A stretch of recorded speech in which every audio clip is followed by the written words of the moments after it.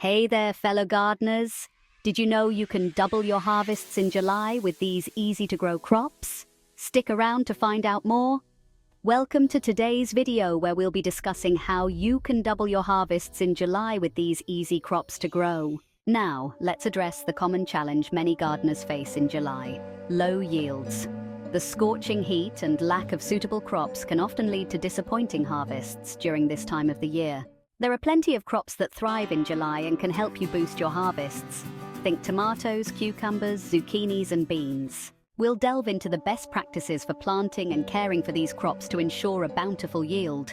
Here's the key moment: companion planting and succession sowing. These techniques can be game changers when it comes to maximizing your yields in July.